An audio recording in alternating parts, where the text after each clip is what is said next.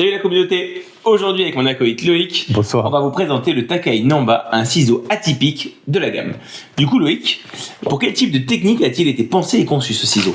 Alors, il a été spécialement créé pour effectuer le slide cut, appelé aussi coupe glissée, qui consiste à faire glisser le ciseau le long de la mèche en travaillant progressivement la matière. Contrairement à une coupe sèche, évidemment, le but est de parvenir à un résultat fondu. Très intéressant pour des coupes très texturisées comme le shag, le mulet ou le pixie. Ok.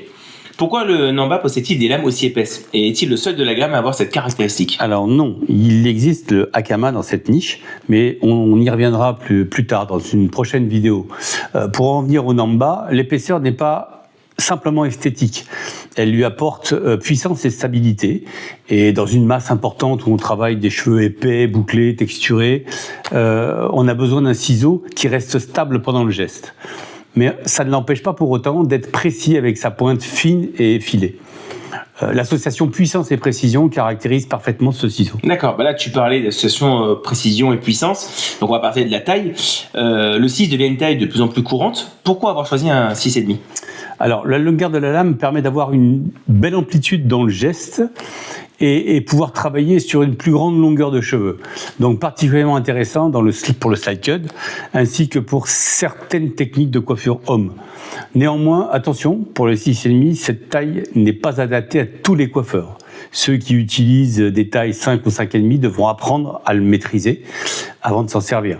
Pour les autres habitués aux grands ciseaux, cette longueur devient un vrai outil de travail et de sculpture.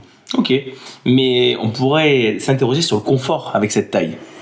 C'est vrai qu'un grand ciseau mal équilibré peut devenir vite inconfortable. Ici, l'étude a consisté à concentrer le poids au centre du ciseau pour une meilleure sensation de répartition. Ainsi, en slide cut, on n'a pas la main emportée par le poids et une utilisation importante n'altère pas le contrôle du geste. D'accord, mais est-il destiné uniquement aux coupes très texturisées? Non, il ne se limite pas au slide cut en particulier, mais c'est intéressant pour les coupes à main levée ou des coupes plateau ainsi que les coiffures hommes. D'accord. Et tu le conseillerais à quel type de coiffeur? À tous ceux qui sont à l'aise avec ce type de taille et bien évidemment à ceux qui souhaitent apprendre de nouvelles techniques par le biais de cette longueur et de cette conception. Je l'éviterai par contre pour ceux qui sont trop habitués au 5 et au 5,5. D'accord. Et en résumé, qu'est-ce que tu peux m'en dire de ce Namba? En résumé, qui est le Namba? Une association précise, une lame de 6 pouces et demi, des lames épaisses et puissantes, tout en conservant une pointe fine et précise, et enfin un poids centré pour conserver un bel équilibre. Voilà. Donc, en définitive, le Namba se destine à des coiffeurs qui maîtrisent les ciseaux longs et qui recherchent un outil capable de travailler la matière, le mouvement et la texture. Absolument, tout à fait. Impeccable. Bon, si jamais vous voulez voir aussi, on a d'autres réseaux sociaux, donc on a Instagram avec une vidéo un petit peu plus courte, et on a aussi d'autres biais comme Facebook et YouTube que vous regardez actuellement. On a aussi un site internet, donc n'hésitez pas à aller le visiter. Et pour toute autre question, on a aussi un numéro de téléphone que vous pourrez retrouver sur notre site internet. Moi, je vous dis à bientôt pour une prochaine vidéo. Salut! À bientôt. Au revoir.